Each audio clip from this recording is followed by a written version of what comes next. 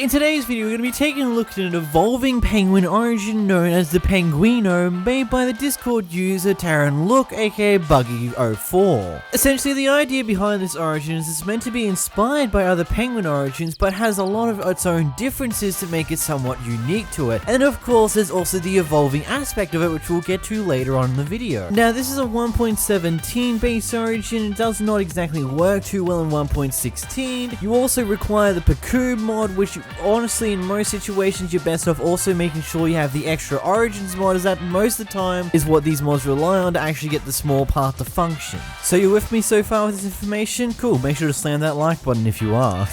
Anyway, let's move into the description of this origin. Born with blood of a penguin, you share some similarities with their skills and properties as the emperors of the sea. This is a 3 impact based origin, meaning it's got the maximum impact on your average Minecraft playthrough that origins can have. Either way, let's go into the abilities. First up, we have water superiority. You're better equipped to deal with the water and its many threats. You can naturally swim faster, and you can also see better in the water and can deal extra damage to mobs whilst you're in the water or in the rain. So first things first, you still can't breathe underwater like penguins can't either, but you are way faster when swimming, like I think roughly twice if not 3 times faster than the average swim speed, as well as you can 2-shot squid instead of like 3-shot with your fist, as well as many other beautiful benefits that this water superiority ability gives you when you're in the water. Moving into the next ability, you've got rock hopping. Take a leaf out of Rock Hopper's book and you're able to jump far higher than normal. Essentially speaking, with this ability you can jump up to 1.5 blocks high, and you're not actually given any form of jump ability effect, meaning that you can drink the potion of leaping and actually get even higher jumps of up to 2.5 blocks high. Anyhow, moving on to your next ability, you've got an ability known as belly slide. You're able to enter a swimming state on land as belly slide. Press the primary key in order to toggle this state. Yes, this ability looks as bad as ridiculous as it sounds. You are essentially swimming on land, but honestly this ability is really cool, and honestly I haven't seen it on any other origins as of yet. One of the more interesting parts about this is actually far faster than just walking regularly, well, because of course it is. But your jump boost is ultimately removed and you can only jump up to 1 block high when you're in your sliding state. Also, another thing to note is that when you're in your sliding state, because of how much faster you are,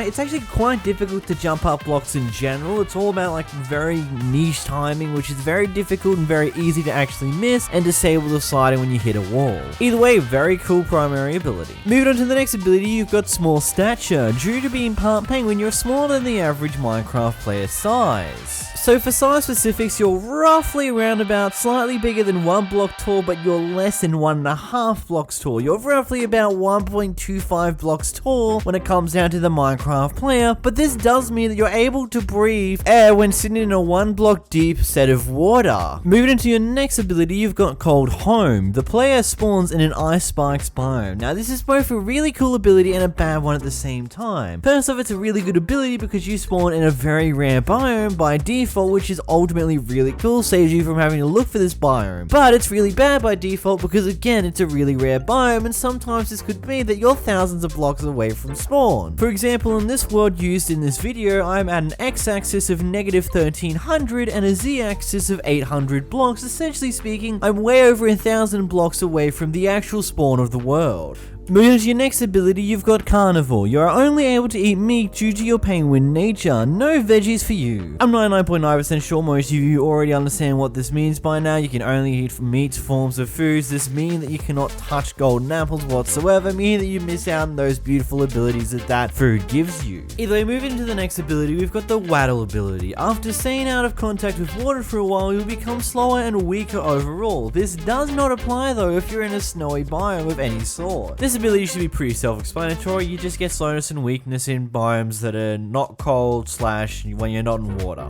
Moving into your next ability, you've got Penguin Health. Due to your size and blood, you only have 7 hearts in total, making you overall weaker in comparison to the average Minecraft player. Moving into your next ability, you've got Polar Nemesis. Due to being part penguin, polar bears will always go aggro on you. It literally just means that they're just not going to be neutral towards you. They're just going to be on the attack immediately, so be wary of polar bears when you're in this origin. Moving into your next ability, you've got Heat Vulnerability. You take increased fire damage overall, and you also start to burn when you're in hot biomes. Pretty much the moment that you walk into the boundaries of a hot biome, you'll be set alight almost immediately, but the moment you walk out of the boundaries, you'll also be cooled off immediately as well. So essentially speaking, you don't have to worry too much if you step into a fire biome very briefly, because you'll immediately be off fire the moment that you step out of the biome, regardless of how long you were on fire for. Moving to your next ability, you've got intruding feathers. Due to your large amount of feathers, you are unable to wear armor better than chainmail whatsoever. You get the drill by this by now. You can't just wear any form of heavy armor except for gold, because gold's one of those weird exceptions because of how weak it is overall. Despite the fact it's super heavy, it should not be allowed either way, but you get the point with that one anyhow. Now we've run through the main abilities for the normal variant of the 𝓵𝓲𝓷𝓴𝓼. How about we evolve it? Now, how do you evolve the 𝓵𝓲𝓷𝓴𝓼? Essentially speaking, once you've defeated the Ender Dragon, your origin evolves and becomes the evolved 𝓵𝓲𝓷𝓴𝓼. Let's go do that now.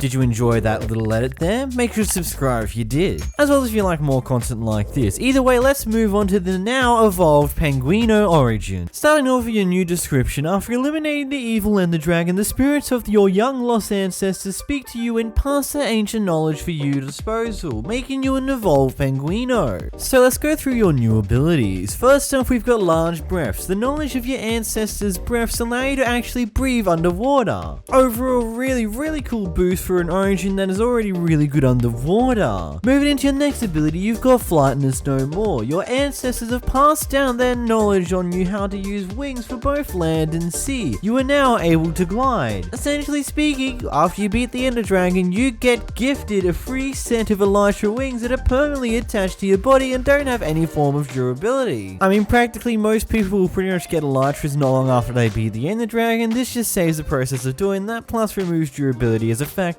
Moving into your next ability, you've got Rockhopper Leap. The knowledge of an ancient master Rockhopper allows you to launch high up in the air. Use your secondary button to activate this ability. Essentially speaking, it's practically a rocket replacement, except for the fact that it has a slightly longer cooldown than what you would probably like when it comes to a rocket replacement. Of course, if you're good enough with flying around with an elytra, you should be able to stay in the air for a long enough period of time in order for the rocket to be able to recharge and use it again and continue to move you. But overall, it's kind of like a rocket powered, but it's slightly slower than a cooldown than what you would like if it wants to be a full-on replacement / supplement to rockets. Anyway, moving on to the next ability, you've got Aqua Affinity. Essentially speaking, it's exactly what it does in the armor. You have the ability to break blocks on the water at the same speed as what you would on land. There is really no need to beat around the bush with this one, because it's basically exactly how it says it is. You can just break blocks just as fast on the water as you can on land, with the ability to also breathe underwater, as well as mixing with your abilities to move faster and see better underwater. Essentially speaking, the evolved penguin is a slightly better Merling when you get to evolve it, but before you evolve it, it's a slightly worse off Merling overall, because you still can't breathe underwater. Honestly, I feel like this isn't exactly a replacement for the Merling. This is a really good origin in its own right, with its own special abilities that I think are really cool, especially the concept of belly sliding